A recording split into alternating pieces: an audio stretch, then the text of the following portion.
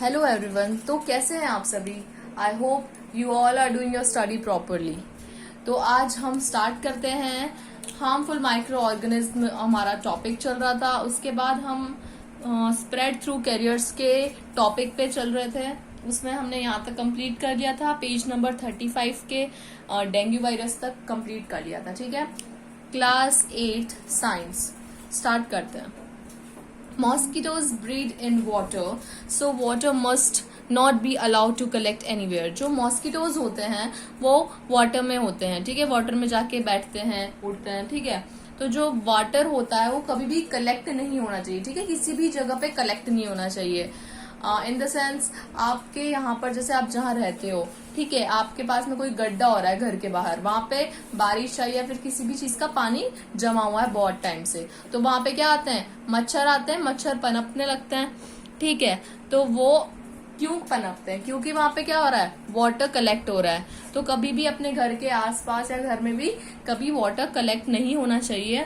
Even in tyres, coolers, flower pots, यानी कि जो कूलर होते हैं, कूलर के अंदर भी कभी भी ऐसे वाटर बहुत दिनों तक पानी पड़ा हुआ है तो उससे भी क्या आते हैं? मच्छर आते हैं। ठीक है, फ्लावर पोट्स में भी। ठीक है, तो keeping the surroundings clean and dry, spraying of kerosene on the surface of the water to form a thin film. तो जो वो सरफेस होती है वाटर की, उसमें क्या करना चाहिए? और हमेशा अपने आसपास की जगह को क्या रखना चाहिए? ड्राई रखना चाहिए। और क्या स्प्रे करना चाहिए? Kerosene on the surface of water. तो हम उससे क्या होता है? थिन फिल्म बन जाती है। तो इसकी वजह से this blocks the oxygen and kills larvae of mosquitoes. तो जो ये केरोसिन होता है वो क्या करता है? जो मॉस्किटोज का लार्वा होता है उसको किल करता है। Are some precautions to prevent growth of mosquitoes. ये कुछ प्रिवेंशन है जो मॉस्किटोज हैं उनकी ग्रोथ को प्रिवेंट करने के लिए। Some of common disease caused by microbes in humans, their modes of transmission and general preventive measures are given in table 2.2 and 2.3। ठीक है, तो आप अपनी बुक में देख सकते हैं, साइंस की बुक में आपको ये टेबल दी हुई है, टेबल 2.2 एंड टेबल 2.3। तो टेबल 2.2 में क्या देख रहे हैं आप? यहाँ पे दो कॉलम्स बने हुए हैं। फर्स्ट कॉलम में हमारे क्या चल रहा है? माइक्रो ऑर्गेनिज्म, यानी कि यहाँ पे माइक्रो ऑर्गेनिज्म के नेम्स रिटर्न हो रखे हैं और यहाँ पे डिजीज लिखी हुई है। ठीक है, तो इसका क्या मतलब है? जिस माइक्रो ऑर्गेनिज्म की वजह से कौन कौन सी डिजीज होती है, तो हम एक बार देख लेते हैं और आपको ये घर से अच्छे से लर्न करना है आपने। वायरसेस, फर्स्ट माइक्रो ऑर्गेनिज्म है यहाँ पे वायरस। अब वायरसेस की वजह से क्या क्या डिजीज होती है? जो कॉमन डिजीज है ऐसे तो बहुत सारी होती है, हम सारा सब कुछ नहीं लिख सकते हैं लेकिन बुक में, पर जो सबसे कॉमन डिजीज है मैं आपको वो बताती हूँ। वायरस की वजह से कॉमन कोल्ड होता है, यानी कि सर्दी खांसी हो जाती है। चिकन पॉक्स होता है, small pox, polio, rabies, measles, ये बीमारियां हैं, ये होती है वायरसेस की वजह से। और वायरसेस में भी बहुत सारे वायरसेस होते हैं, एक ही तरह का नहीं होता है, सब अलग अलग तरह के वायरसेस की वजह से होती हैं ये जो बीमारियां। अब आता है बैक्टीरिया। बैक्टीरिया की वजह से क्या होता है? कोलेरा, टाइफाइड हो जाता है। टाइफाइड तो बहुत ज्यादा कॉमन बीमारी है। ठीक है, ट्यूबरक्लोसिस हो जाता है, डाइफ्थेरिया, एंथ्रिक्स, प्लेग्स, ये सब डिजीजेस के नेम्स हैं। ठीक है, तो ये बैक्टीरिया की वजह से होते हैं। प्रोटोजोआ, प्रोटोजोआ की वजह से क्या होता है? Malaria, sleeping sickness, fungi, ringworm, skin disease, जो फंगाई होती है उसकी वजह से क्या होता है? स्किन डिजीज बहुत जल्दी फैलती है। अब आते हैं टेबल 2.3 पे। यहाँ पे मैं दिया हुआ है कुछ डिजीजेस के नेम्स। ठीक है, अभी हमने क्या पढ़ा था? वो माइक्रो ऑर्गेनिज्म जिनकी वजह से क्या होती है? डिजीजेस फैलती हैं। ठीक है, उन डिजीजेस के नाम देखे थे। अब वो जो डिजीजेस हैं उनके हम क्या देखेंगे? Modes of transmission. ठीक है, किस वजह से होती है, उनको प्रिवेंट कैसे कर सकते हैं। अब बेटा कॉलेरा क्या होता है? ये एक तरह का बैक्टीरियम है। ठीक है, तो जो कॉलेरा होता है वो एक डिजीज है और ये किस वजह से होती है? इसका मोड ऑफ ट्रांसमिशन क्या है? कंटेमिनेटेड वाटर, फूड वाटर, इस वजह से होती है ये। अब जनरल प्रिवेंटिव मेजर्स क्या होते हैं इसके, यानी कि हम इनको प्रिवेंट कैसे कर सकते हैं, यानी इनसे बचा कैसे जाए। अगर हमें इस कॉलेरा, टाइफाइड ऐसी बीमारियों से बचना है, अगर हमें प्रिवेंशन लेने हैं, तो हम क्या करेंगे? Drink boiled water. हमेशा क्या करना चाहिए? उबला हुआ पानी पीना चाहिए। उसकी वजह से बहुत कम बीमारियां फैलती है, क्योंकि आधे से ज्यादा बीमारियां किसकी वजह से फैलती है? गंदे पानी की वजह से। और अगर हम पानी बॉईल करके पियेंगे तो हम उसको प्रिवेंट कर सकते हैं। Maintain food sanitation and personal hygiene. Personal hygiene तो हमेशा मेंटेन करके रखना ही चाहिए। प्रॉपरली कुक्ड फूड वैक्सीनेशन, हम वैक्सीनेशन का यूज कर सकते हैं। और प्रॉपर कुक्ड फूड यानी कि खाना हमेशा पका हुआ ना होना चाहिए अच्छे से प्रॉपर। ट्यूबरक्लोसिस, ट्यूबरक्लोसिस एक डिजीज है, ये भी बैक्टीरिया में एक तरह का, ठीक है। तो ये किस वजह से होती है? मोड ऑफ ट्रांसमिशन क्या है इसका? एयर। ज्यादातर सभी डिजीजेस का मोड ऑफ ट्रांसमिशन यानी किस वजह से होते हैं? एयर की वजह से, ठीक है। अब एयर की वजह से किस तरह से होता है? एयर में बहुत सारे बैक्टीरिया पाए जाते हैं, तो उस वजह से चल जाता है वो हमारी बॉडी के अंदर। अब इसका प्रिवेंशन क्या है? Keep the patients and personal belongings in complete isolation from the others. अगर किसी को कोई पर्सन ट्यूबरक्लोसिस से पीड़ित हो जाता है तो उसको क्या रहना चाहिए? कंप्लीट आइसोलेशन में होना चाहिए, यानी कि जिसको हो रहा है उसको हेल्दी पर्सन के पास नहीं जाना चाहिए ताकि वो इन्फेक्टेड ना हो जाए, ठीक है। तो ट्यूबरक्लोसिस के लिए तो बीसीजी वैक्सीनेशन भी लगता है। अब डिजीज है एक हेपेटाइटिस बी। हेपेटाइटिस बी एक तरह का वायरस है जो पानी की वजह से फैलती है, बीमारी गंदे पानी की वजह से। तो वही है पानी का। तो ड्रिंक बॉइल्ड वाटर, हमें गंदा पानी नहीं पीना चाहिए, हमेशा बॉइल्ड वाटर पीना चाहिए। और वैक्सीनेशन तो है ही सही। अब है हमारे पास पोलियो। पोलियो भी एक तरह का वायरस है। चिकन पॉक्स, मीजल्स, ये सब क्या है? वायरस है। ये सब किसकी वजह से? एयर के कांटेक्ट में आने की वजह से, मतलब एयर के अंदर बहुत सारे वायरसेस होते हैं तो कांटेक्ट में आने की वजह से हो जाता है। तो इसका प्रिवेंशन क्या है? Keep the patients and personal belongings in complete isolation from others, वही है, कंप्लीट आइसोलेशन में रखना चाहिए जो भी बीमार पड़ जाता है। और वैक्सीनेशन है ही सही। मलेरिया क्या है? एक तरह का प्रोटोजोआ है। ये किस वजह से होता है? मॉस्किटो की वजह से होता है। अब इसमें क्या कर सकते हैं हम? Prevent breeding of mosquitoes by not allowing to collect of water in the surroundings and spray of insecticides, use mosquito net and repellents। यानी कि बहुत सारे हम तो यूज भी करते हैं, जैसे हर किसी के घर पे मॉर्टीन होता है, ऑल आउट, ये सब किस लिए यूज करते हैं हम? ताकि हमारे घर पे रूम में मच्छर नहीं आए, क्योंकि इसकी वजह से बहुत सारी बीमारियां फैलती है। तो हमें क्या यूज में लेना चाहिए? हमेशा ऐसी चीजें जिससे मच्छर मरे, या फिर सबसे मेन तो उनको आने ही मत दो घर में। सारी खिड़की दरवाजे लगभग हमें शाम के टाइम पे बंद कर देने चाहिए। तो ये थी कुछ डिजीजेस और उनके mode of transmission and preventions. अब हम आते हैं diseases causing micro organism and animals and plants, illustrated in table हमें दिया हुआ है 2.4 और 2.5 में। क्या बताया हुआ है कि एनिमल्स और प्लांट्स में क्या क्या डिजीजेस होती है। जैसे कि अब माइक्रो ऑर्गेनिज्म के नेम दिए हुए हैं, तो उसकी वजह से एनिमल्स में क्या क्या डिजीज होती है। अब जैसे वायरस की वजह से क्या होती है? Food and mouth disease in kettles. जो कैटल्स होते हैं उनमें क्या होती है? फूड और foot and mouth, foot and mouth को में क्या हो जाती है? डिजीज होती है वायरसेस की वजह से जनरली एनिमल्स के अंदर। बैक्टीरिया के अंदर बैक्टीरिया की वजह से होता है। जो कैटल्स होते हैं उनके एंथ्रिक्स में डिजीज होती है, anthrax in cattle. Protozoa sleeping sickness, protozoa की वजह से वही होती है, ये डिजीज होती है कि स्लीपिंग सिकनेस हो जाती है हमें, ठीक है। और ये ज्यादातर किस में होती है? कैटल में, पिग्स में, हॉर्सेस में, ठीक है, जो प्रोटोजोआ होता है ना वो। अब बात करते हैं प्लांट्स में कि प्लांट्स में किस तरह की क्या डिजीज होती है। अब जैसे वायरस की बात करें तो टोबैको मॉसिक। अब इसका मोड ऑफ ट्रांसमिशन क्या है? Hands, clothing, a field of workers, यानी कि जैसे वर्कर्स होते हैं जो हमारे फील्ड्स में काम करते हैं, ठीक है, तो वो प्रॉपर प्रिवेंशन नहीं लेते हैं, ठीक है, उस वजह से प्लांट्स के अंदर जो ये डिजीज होती है वो होने लगती हैं। वायरसेस में एक और है येलो वीन मॉसिक ऑफ भिंडी ओकरा।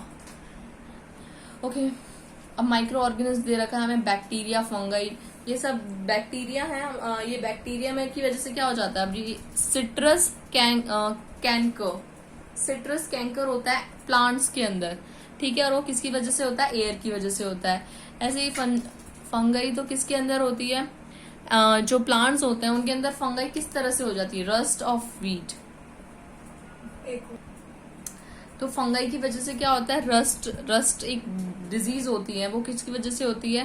प्लांट्स के अंदर एयर और सीड्स की वजह से होती है।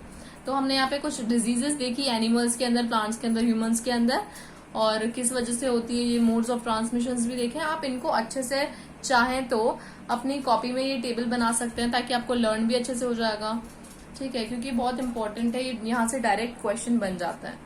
अब हम बात करते हैं फूड पॉइजनिंग की। फूड पॉइजनिंग क्या होती है, इसके नाम से ही पता लग रहा होगा आपको, और आप थोड़ा बहुत जानते भी होंगे इसके बारे में।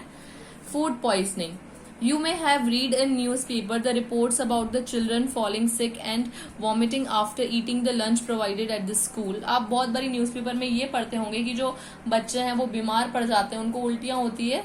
किस वजह से होती है, जब जो स्कूल होता है, स्कूल में लंच करने के बाद, ठीक है, तो उनको उल्टियां होने लगती है। किस वजह से होती है, हॉस्टल्स में जो बच्चे रहते हैं उनको बहुत बारी फूड पॉइजनिंग हो जाती है, ठीक है। Falling sick after eating at a marriage party, ठीक है, हम कभी खाना खाकर आए शादी पार्टी से, ठीक है, उसके बाद क्या हो जाते हैं, बीमार पड़ रहे हैं हम, तो वो किस वजह से होता है, what would be the reason for this. Doctor would tell you that it may be due to the food poisoning. What is food poisoning, तो अगर आप डॉक्टर को कंसीडर करते हैं तो फिर डॉक्टर क्या बोलेगा कि ये हुआ है आपको फूड पॉइजनिंग की वजह से। तो अब फूड पॉइजनिंग होती क्या है ये देखते हैं। Food poisoning is due to the consumption of food spoiled by some micro organism, ठीक है। क्या होता है फूड पॉइजनिंग, फूड का स्पॉइल होना due to the consumption of food spoiled by the micro organism. Micro organism की वजह से फूड का स्पॉइल होना। If food is not preserved properly, अगर फूड को प्रॉपरली प्रिजर्व नहीं किया गया है तो वो क्या हो जाता है, it can lead to poisoning, ठीक है, वो पॉइजन भी हो सकता है हमारे। अगर जैसे अब जैसे कोई खाना है, ठीक है, कुछ चीजें जल्दी खराब होती हैं, कुछ चीजें होती है लेट खराब होती हैं, तो हम क्या करते हैं, फ्रिज में रखते हैं चीजों को, ठीक है। अगर हमने किसी चीज को फ्रिज में नहीं रखा है, ठीक है, तो वो क्या हो जाता है, जल्दी खराब हो जाती है। और अगर हमें पता नहीं रहा, हमने खा लिया, या फिर बहुत सारी ऐसी चीजें होती है जो माइक्रो ऑर्गेनिज्म हो जाते हैं उनके अंदर, ठीक है, पैदा हो जाते हैं, तो उसकी वजह से अगर हमने वो चीज खा ली गलती से तो वो हमारा बॉडी पे बहुत गलत असर करते हैं और उसकी वजह से हमें फूड पॉइजनिंग हो जाती है। इसलिए हमेशा बिल्कुल फ्रेश फूड ही खाना चाहिए और हमेशा फूड को अच्छे से प्रॉपरली कवर करके और प्रिजर्व करके रखना चाहिए और वही खाना चाहिए। और अगर नहीं खाते हो तो आपको भी क्या हो सकती है, फूड पॉइजनिंग हो सकती है। अब जैसे कि यहाँ पे लिखा हुआ है, micro organism like bacteria and fungi are responsible for food poisoning. जो माइक्रो ऑर्गेनिज्म होते हैं जैसे कि बैक्टीरिया और फंगाई, ये दोनों क्या होते हैं, रेस्पॉन्सिबल होते हैं पॉइजनिंग के लिए। अब micro organism and grow on our food substances produces toxic substances. जब माइक्रो ऑर्गेनिज्म हमारे फूड के अंदर प्रोड्यूस होते हैं तो वो क्या करते हैं, टॉक्सिक सब्सटेंसेस प्रोड्यूस करते हैं, ठीक है। This make the food poisonous, और इसकी वजह से फूड क्या हो जाता है, पॉइजनस हो जाता है, causing vomiting, seriously illness and even death. तो उसकी वजह से क्या हो जाता है, हमें वॉमिटिंग हो सकती है, बहुत बीमारी भी हो सकती है, ठीक है, और कभी कभी तो ऐसा होता है फूड पॉइजनिंग की वजह से डेथ भी हो जाती है, ठीक है। तो food hygiene is essential for preventing food poisoning. Bacteria causing food poisoning are salmonella and clostridium. तो जो फूड हाइजीन है वो बहुत एसेंशियल है हमारे लिए फॉर प्रिवेंटिंग फूड पॉइजनियस, यानी कि फूड को पॉइजनस बनाने से रोकने के लिए फूड को हाइजीनिक होना बहुत जरूरी है और उसको प्रिवेंट करना बहुत जरूरी है। तो यहाँ पे हमारे कुछ बैक्टीरियाज के नाम दिए हुए हैं, जो क्या है, bacteria causing food poisoning are, ये है, एक तो क्लोस्ट्रीडियम दिया है और एक दिया है salmonella. Fungi causing food poisoning. अब जैसे कौन सी ऐसी फंगाई, हमने बैक्टीरिया के नाम तो बता दिए, अब कुछ नाम यहाँ पे दिए हुए हैं। जो फंगाई होती है वो क्या करती है, वो भी फूड पॉइजन करती है। तो mould like aspergillus and penicillium. Aspergillus and penicillium क्या ऐसे फंगाई होते हैं जो क्या करते हैं, जिनकी वजह से फूड पॉइजनिंग होती है। अब हम बात करते हैं फूड प्रिजर्वेशन की, कि इसको कैसे बचाया जाए, ठीक है, फूड को कैसे प्रिवेंट किया जा सकता है। In chapter 1 we have learned about the methods used to preserve and store food grains. How do we preserve cooked food at home. तो हमने फर्स्ट चैप्टर में क्या पढ़ा था, कुछ ऐसे मेथड्स पढ़े थे जिनकी यूज करके हम क्या कर सकते हैं, फूड को स्टोर कर सकते हैं। जो ग्रेन्स होते हैं, फूड ग्रेन्स, उनको हम कैसे स्टोर कर सकते हैं और how do we preserve cooked food at home. और हमने ये भी पढ़ा था कि जो कुक्ड फूड है उसको घर पे हम कैसे प्रिजर्व कर सकते हैं। You know that bread left unused after moist conditions is attacked by fungus. ठीक है, तो आपने देखा होगा बहुत कुछ आपके फ्रिज में देखा होगा आपने, जैसे ब्रेड रखी हुई है, तो अगर वो बहुत अनयूज्ड है, अगर हम उनका यूज नहीं ले रहे हैं बहुत टाइम से, अगर वो पड़ी हुई है मॉइस्ट कंडीशन में, क्या होता है उसमें, क्या हो जाते हैं, फंगस आ जाते हैं। आपने देखा होगा ब्रेड पे तो काफी जल्दी आ जाते हैं। तो micro organism spoil our food. Micro organism क्या करते हैं, हमारा फूड स्पॉइल कर देते हैं जब वो फ्रेश नहीं होता है। तो spoil food emits bad smell. तो उसके क्या होते हैं, स्पॉइल, जो फूड स्पॉइल हो जाता है तो सबसे पहले तो वो क्या होता है, हमें उसमें से बैड स्मेल आने लगती है। ठीक है, and has a bad taste and colour change. तो फूड का कलर चेंज होने लगता है, उसमें से बैड स्मेल आने लगती है और उसका टेस्ट भी बहुत गंदा हो जाता है। Why do you use refrigerator at home. आप घर पे रेफ्रिजरेटर का यूज क्यों करते हैं। Not only for cooking cooling water but also to store food items. किस लिए करते हैं, सिर्फ वाटर को कूल करने के लिए ही नहीं करते हैं हम, बहुत सारे फूड आइटम्स होते हैं उनको स्टोर करने के लिए, उनको प्रिजर्व रखने के लिए ही रेफ्रिजरेटर का यूज करते हैं। These food items, and if kept at room temperature, start producing for smell. In other words, the food gets spoiled and becoming unfit for consumption. तो इसका क्या मतलब हुआ यहाँ पे, जैसे कि अगर हम रूम टेम्परेचर पे फूड्स को रखने लग जाए, रूम टेम्परेचर से मतलब है अगर जहाँ पे जैसे आपकी किचन है, ठीक है, वहां पे ही आप फूड को जैसे सर्दियां होती है, सर्दी में क्या होता है, हमारे आसपास का टेम्परेचर क्या होता है, कम होता है, तो उसमें क्या होता है, जो हमारे फूड आइटम्स होते हैं वो जल्दी खराब नहीं होते हैं। ठीक है, इसलिए हम क्या करते हैं, जैसे फ्रिज में क्यों रखते हैं, क्योंकि वहां का टेम्परेचर हमारे रूम टेम्परेचर के कंपेयर में बहुत कम होता है, इसलिए वहां पे चीजें खराब नहीं होती। जितना कम टेम्परेचर होगा उतनी लेट ही चीज खराब होगी। ठीक है, तो अब गर्मियां चल रही हैं, अब गर्मियों में अगर आप फूड को बाहर रख दोगे ना तो वो फटाफट से क्या हो जाएगा, खराब हो जाएगा, सड़ जाएगा वो, इसलिए हम क्या करते हैं, फ्रिज में उसको रखते हैं। तो द फूड स्पॉइलेज और cooked food takes place because of the action of micro organism like bacteria and fungi. तो जो स्पॉइलेज और कुक्ड फूड होता है वो खराब क्यों होता है, क्योंकि उसमें माइक्रो ऑर्गेनिज्म जैसे कि बैक्टीरिया और फंजाई का क्या होता है, एक्शन हो जाता है, इस वजह से जो हमारा कुक्ड फूड है वो खराब हो जाता है। How is spoiled food affected. तो ये बताया हुआ है कि जो स्पॉइल्ड फूड होता है वो कैसे अफेक्ट करता है। इमिट्स बैड और फॉल स्मेल और बैड स्मेल इमिट करता है, यानी कि बहुत गंदी बदबू आती है जब खाना सड़ जाता है, खराब हो जाता है, उसका टेस्ट भी चेंज हो जाता है, उसकी जो न्यूट्रिटिव वैल्यू होती है वो भी बहुत अफेक्ट हो जाती है, यानी कि अगर हम उस खाने को खाएंगे तो हमें कोई उसमें से न्यूट्रिशन नहीं मिलेगा ज्यादा, हम और बीमार पड़ जाएंगे। और उस खाने का क्या होता है, जो ओरिजिनल कलर होता है उससे कलर भी चेंज होता चला जाता है जब फूड खराब होने लगता है, स्पॉइल होने लगता है। Food prevention is the answer to prevent its spoilage. There are many advantages of preserving food, some of these are. यहाँ पे हमें क्या दिया हुआ है, कुछ फूड को प्रिजर्व करने के कुछ यहाँ पे तरीके बताए हुए हैं, जैसे कि reduces food wastage bye avoiding spoilage. तो हम क्या कर सकते हैं, जो फूड को हम वेस्ट करते हैं उसको हम अवॉइड कर सकते हैं। इंक्रीजेज, यानी कि जैसे अब हमने कुछ खाया है हमने, बच गया है वो, ठीक है, तो उसको अगर वो थोड़ा सा बचा हुआ है तो रात के खाने, जैसे भी रात को खाना खाते हैं, ठीक है, खाते खाते कोई सब्जी थोड़ी सी बच गई है या फिर कुछ बच गया है, तो हम उसको क्या करें, उसको स्टोर करके ना रखें और हम उसी वक्त खा लें या फिर फेंक दें। ये चीज हम जरूर कर सकते हैं, क्योंकि अगर हम उसको रखेंगे फिर बाद में खाएंगे तो उसकी न्यूट्रिशन वैल्यू बिल्कुल कम हो जाएगी और वो आपको बिल्कुल बुरा असर करेगा। Increase the storage period of food stuff. हम क्या कर सकते हैं, जो स्टोरेज पीरियड है फूड स्टफ का वो इंक्रीज कर सकते हैं। Nutritive value is retained for a longer period. जो न्यूट्रिटिव वैल्यू होती है वही जो मैंने बताया आपको, ज्यादा लॉन्गर पीरियड तक नहीं रहती न्यूट्रिटिव वैल्यू। जैसे कि अगर आपने खाना आज बनाया है, ठीक है, तो वो जब हम फ्रेश खाएंगे तभी हमको ज्यादा फायदा मिलेगा। अगर हम उसको एक दो दिन बाद खा रहे हैं तो हमें बिल्कुल बहुत कम फायदा मिलेगा उस चीज का, ठीक है, तो ज्यादा लॉन्ग पीरियड तक नहीं रहती है nutritive value. Ensure food availability is distant place and during of session. Okay, तो इस पॉइंट का मतलब ये है कि जैसे जो सब्जियां हमें ऑफ सीजन होती है, ऑफ सीजन होती है आजकल बहुत सारी सब्जियां, ठीक है, पर मिलती रहती हैं, ठीक है, बहुत सारी चीजें ऐसा होता है कि उसका सीजन नहीं चल रहा है, फिर भी मिल रही हैं वो, ठीक है।